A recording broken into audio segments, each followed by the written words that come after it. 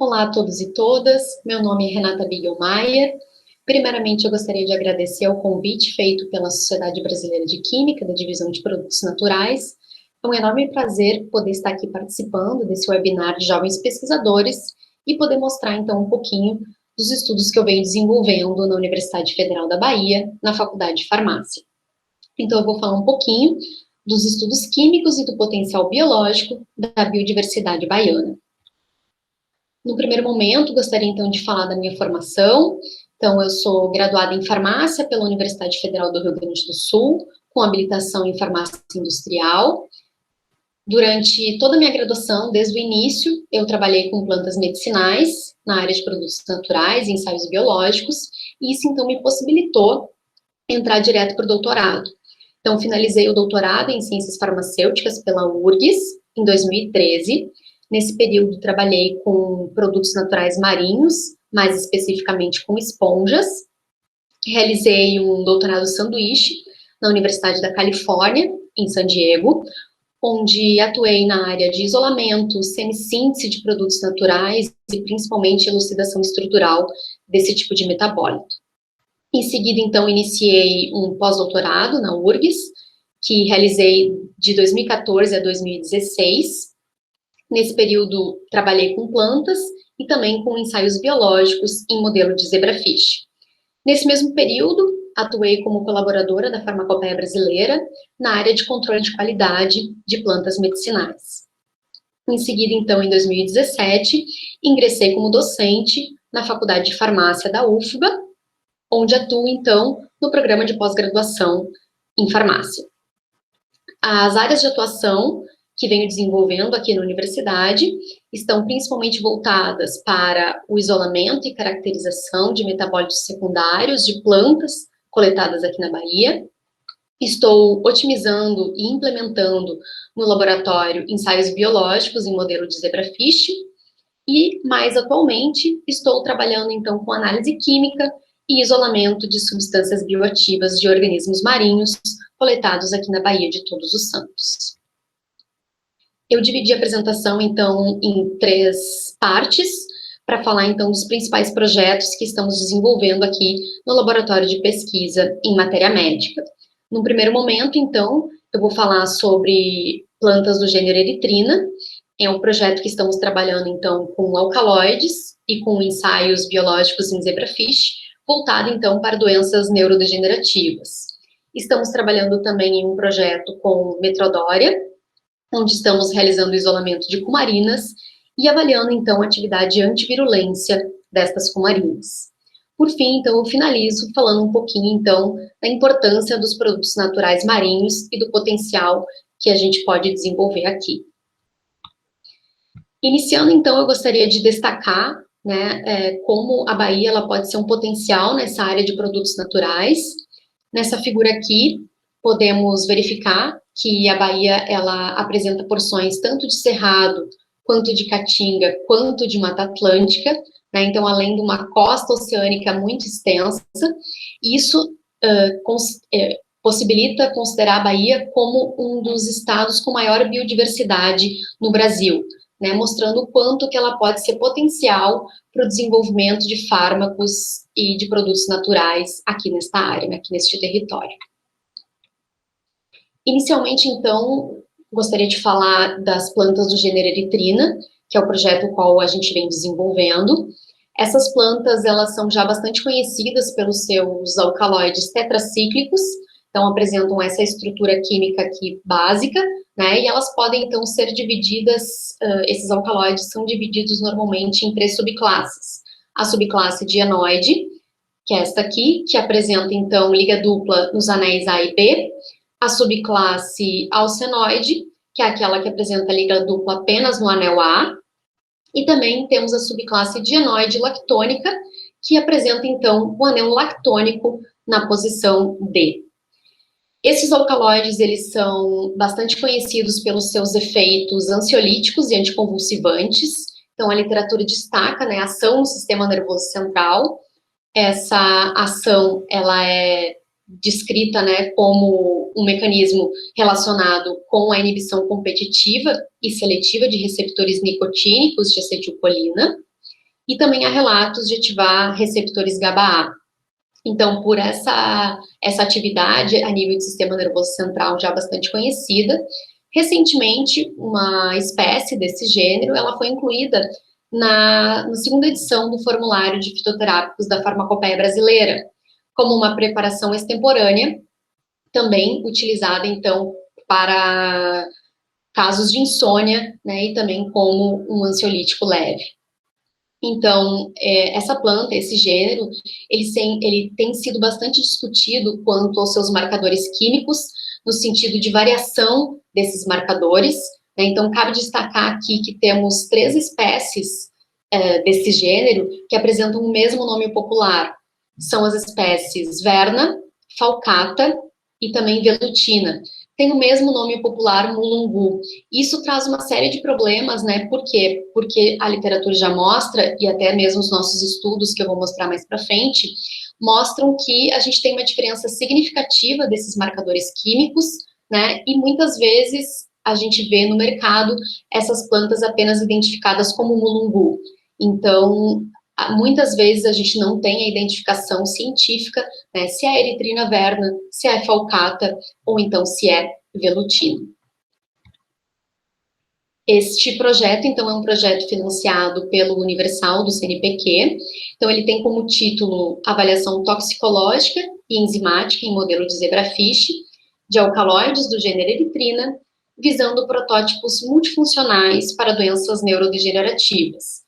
Então, para desenvolver esse projeto, realizamos coletas na região da Chapada Diamantina, mais especificamente, então, na região de Boninal, onde fizemos 3 coletas, e também realizamos uma coleta na região de Ituberá. Coletamos, então, cascas, folhas e flores, onde, então, realizamos a extração seletiva de alcaloides, né? Então, temos uma fração total de alcaloides, e que, então, desenvolvemos ensaios farmacológicos e estamos realizando, então, ensaios biológicos, e também a parte química. Esse projeto, então, ele visa buscar alcaloides que tenham, então, efeito em enzimas-alvo das doenças neurodegenerativas. Esse projeto, ele tem como objetivo buscar compostos que sejam multifuncionais, né, ou seja, pensando na estratégia de múltiplos ligantes, pensando, então, em fármacos que não tenham apenas um mecanismo de ação, que possam atuar em mais alvos, visto que doenças neurodegenerativas são doenças multifatoriais. Então, isso faz com que a gente tenha a busca, né, de compostos com uma melhor atividade, menos efeitos colaterais e até melhores propriedades farmacocinéticas. Então, o nosso objetivo é justamente verificar compostos que tenham atuação, inibição da acetilcolinesterase, monoaminoxidase, CONT, né, atividade antioxidante, e então ver aonde mais esses alcaloides podem atuar, ou na doença de Alzheimer, ou então na doença de Parkinson. Então, esses alcaloides, eles estão bastante relatados já, seus efeitos a nível de sistema nervoso central, como eu havia falado, mas com relação a essas enzimas relacionadas a doenças neurodegenerativas, realmente tem muito pouca coisa ainda na literatura. Para desenvolver esse projeto, então, estamos utilizando, né, enzimas, fazendo ensaios enzimáticos, utilizando modelo de zebrafish. Zebrafish é um modelo biológico, né, um modelo animal, que vem sendo bastante utilizado na prática, né, de pesquisas de screening. Então, ele oferece muitas vantagens, principalmente com relação ao custo, facilidade de manutenção, e muitas outras que facilitam esse screening em larga escala quando a gente está falando de produtos naturais. Então, com relação a ensaios a nível de sistema nervoso central, já é bastante descrito para o zebrafish, né, tanto a parte do sistema colinérgico, dopaminérgico, toda a parte de sistema nervoso central. Então, a gente consegue, com o cérebro desses animais, né, fazer ensaios em placas de 96 poços, e isso facilita bastante para os ensaios de screening, né. Então, por isso que a gente pode considerar o zebrafish como um vertebrado. Na verdade, ele é um vertebrado na escala de um invertebrado. Então, isso facilita bastante os testes para desenvolvimento de novos fármacos. Aqui eu trouxe como um exemplo, né, o desenvolvimento desses animais. Então, a gente pode realizar também ensaios toxicológicos, que são realizados em 96 horas. Então, aqui mostrando todo o desenvolvimento normal desses animais. E aqui o controle, então, mostrando os efeitos teratogênicos que a gente pode verificar. Então, ele é um animal que apresenta ovos translúcidos, e isso facilita bastante a visualização e a análise, né, de diversos tipos de ensaios com os embriões. Então, a gente pode realizar tanto ensaios com os adultos, quanto com os embriões. E um ensaio de toxicidade, inclusive, já é um ensaio padronizado pela OECD. Então, aqui eu trago alguns resultados que tivemos com eritrina velutina.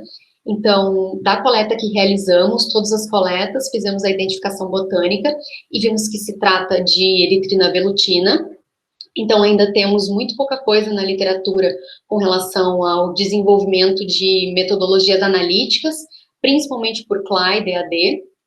Então, esses alcaloides, eles são alcaloides que são bastante difíceis, né, de a gente conseguir otimizar um método de análise química, justamente porque são alcaloides que apresentam um núcleo muito igual, né, apenas mudando pequenas posições de ligas duplas, como eu mostrei anteriormente. Então, é muito difícil o desenvolvimento de método para esse tipo de planta.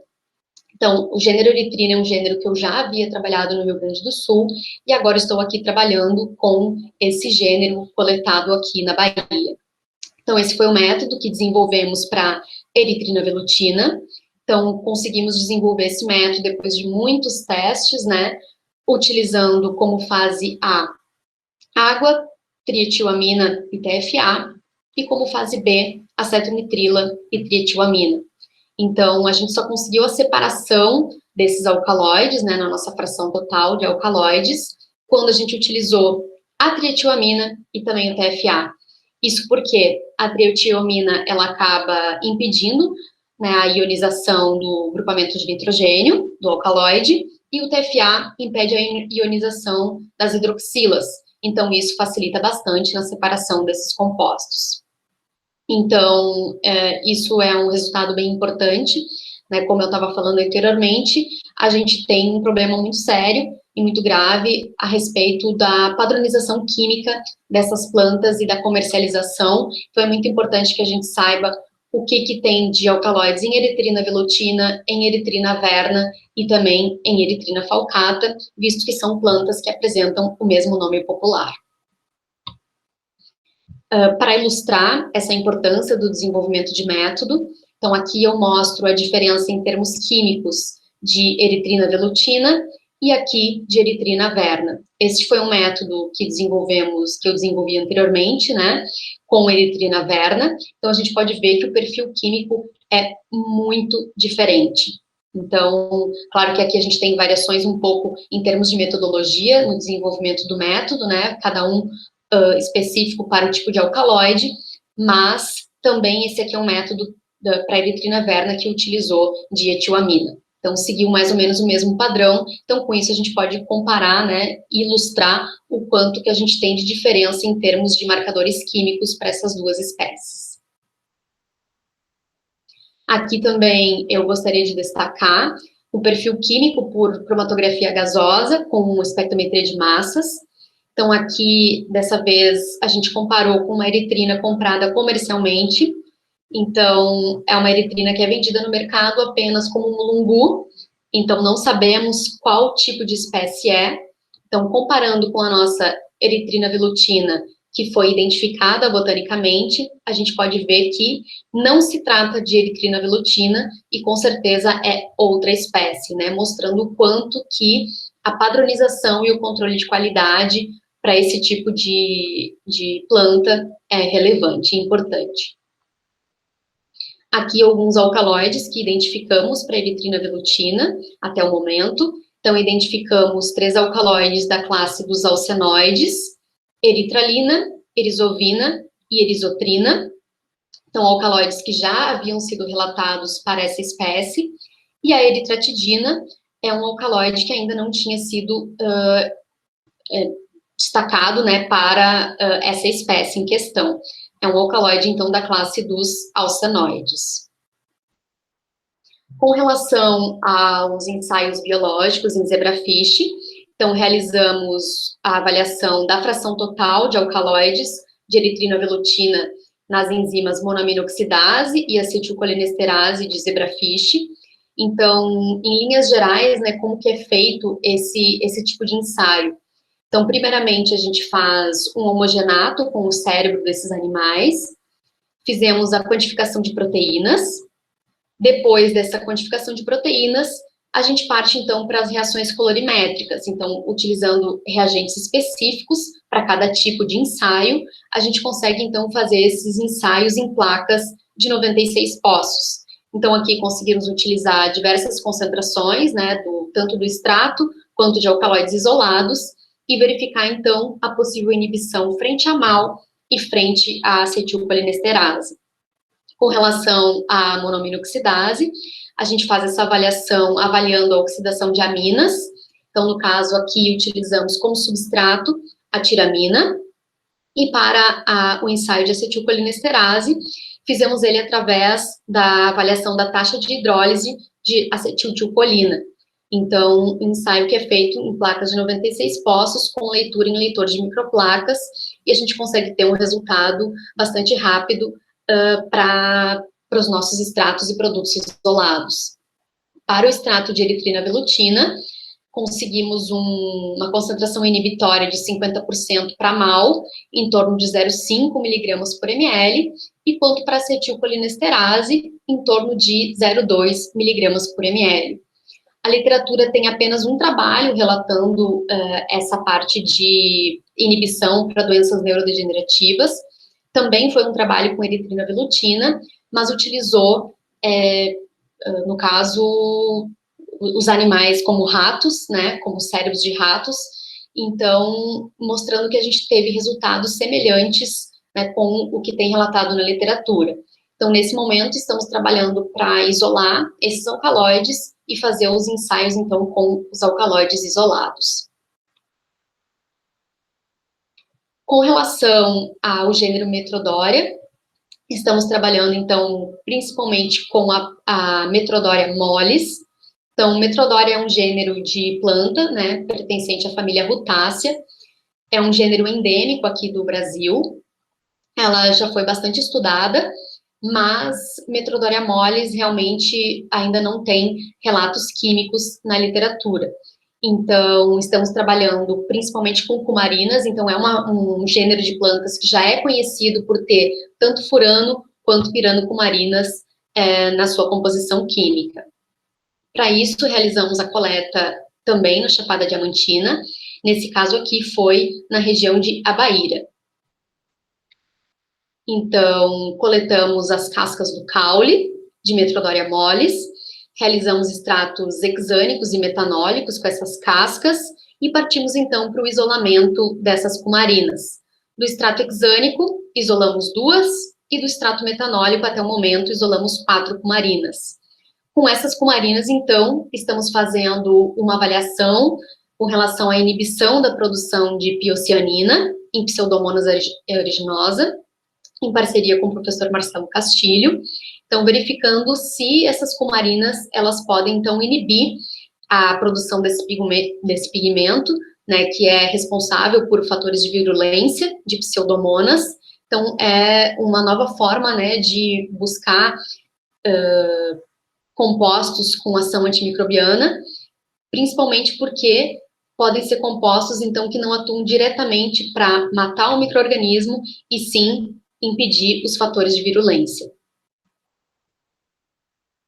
Conseguimos isolar, então, como eu havia falado, né, 2 cumarinas do extrato metanólico, isolamos, então, a brailina e a isopimpinelina. Então, a isopimpinelina, uma furanocumarina, e a brailina, então, uma piranocumarina angular, e do extrato metanólico, até o momento, isolamos 4 cumarinas.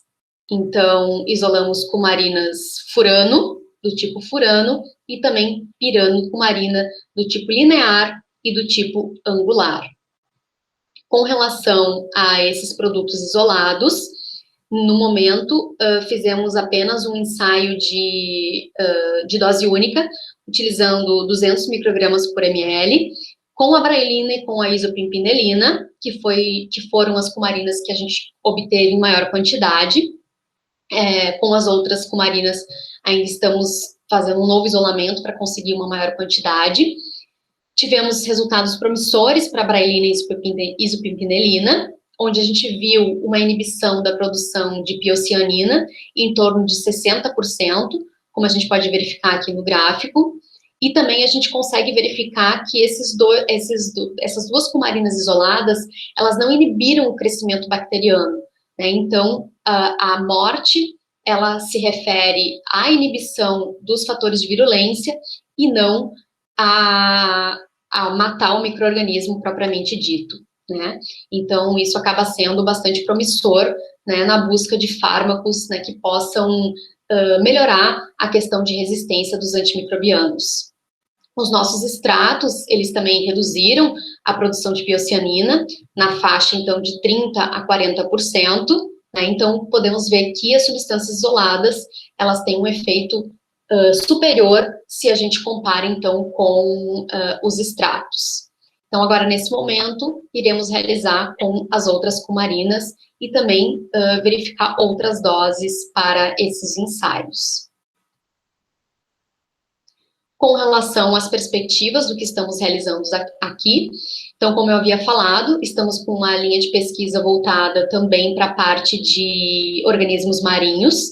Então, aqui eu mostro nessa foto, né, a Baía de Todos os Santos, mostrando a amplitude, né, que a gente pode buscar organismos marinhos aqui.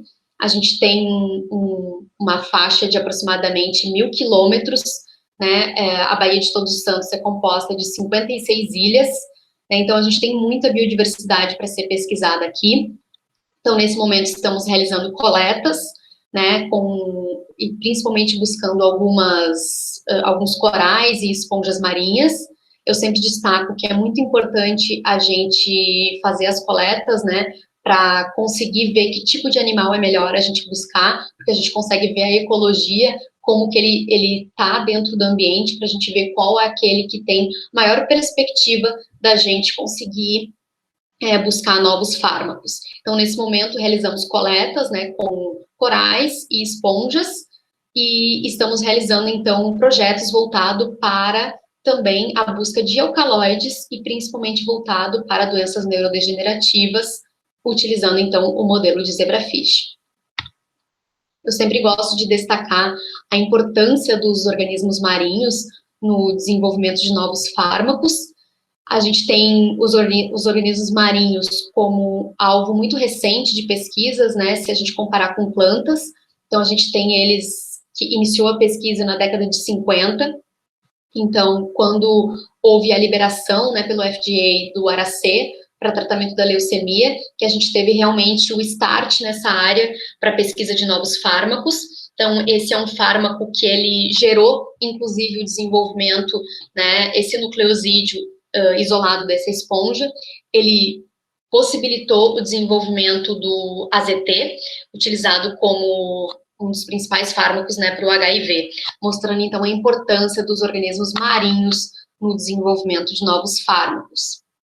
Além disso, eu sempre gosto de destacar, né, um peptídeo isolado de um molusco, né, que ele é comercializado como o nome de Prialt, né, a conotoxina. Ele é um fármaco utilizado para tratamento da dor, inclusive ele tem um potencial antinociceptivo 1000 vezes superior ao da morfina. Então, mostrando o quanto os organismos marinhos, eles podem ser importantes para o desenvolvimento de novos fármacos. Por fim, e não menos importante, eu gostaria de agradecer aos meus alunos de mestrado e iniciação científica, que atuam e vêm atuando, né, para que a gente consiga desenvolver essas linhas de pesquisa no laboratório. Então, como eu havia mencionado anteriormente, a gente está otimizando ensaios de zebrafish, isso envolve manutenção dos animais, né, reprodução, então envolve um trabalho muito importante. Então, sem os meus alunos, isso não seria possível. E, claro, né, para desenvolver os projetos e conseguir os resultados, a gente depende deles. Nesse momento, não temos uma foto recente, né, devido à pandemia, né, mas aqui, então, trouxe os que foram sendo agregados no último ano aqui. Então, muito obrigada pela atenção, e qualquer coisa, eu fico à disposição.